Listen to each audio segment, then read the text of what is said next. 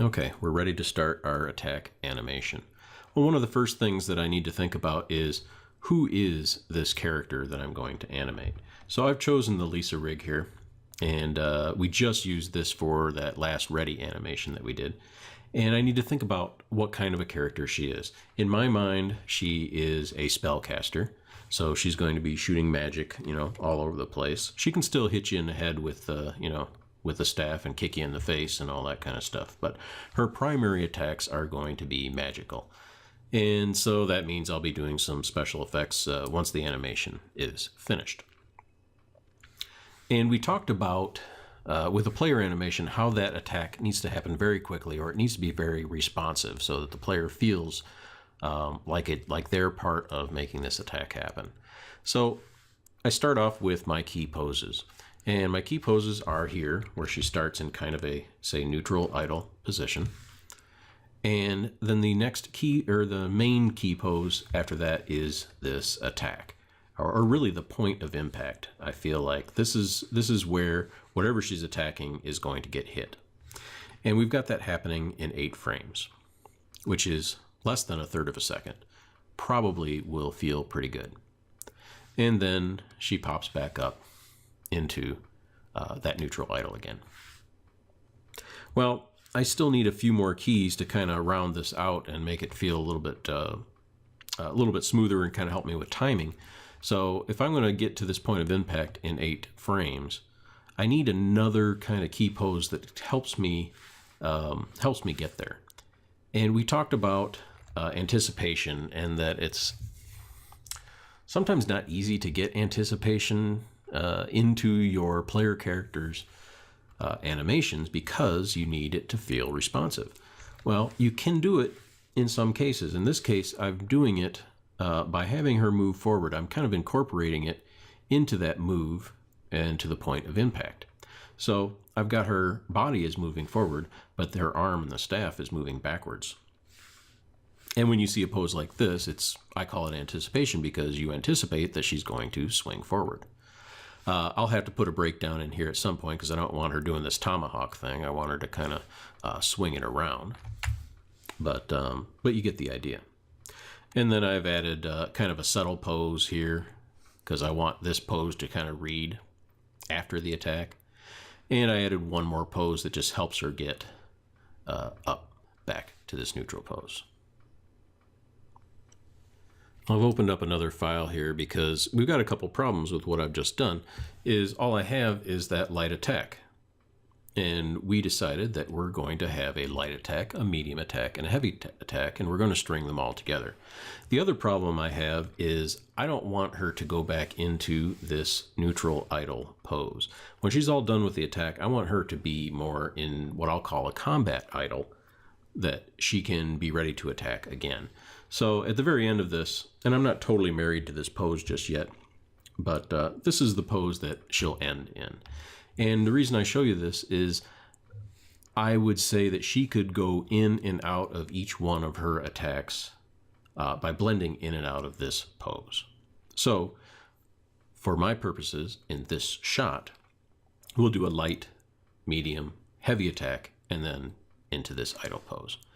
So the light attack is just like we saw before. I still need to add that breakdown in there. And then I have her immediately stepping up and launching into her second attack. In her second attack, I would call this pose the point of impact for the second attack. You can see that I definitely need a breakdown in the spin because her knees are all over the place, but I'm not worried about that at this point. This is my kind of keyframe or key posing step in the sequence. And then I have her land, and she prepares for this third attack, which I would say is going to be the heaviest attack. And this is very similar to the ready animation where I had her spinning that staff in front of her, so that's probably what will happen here.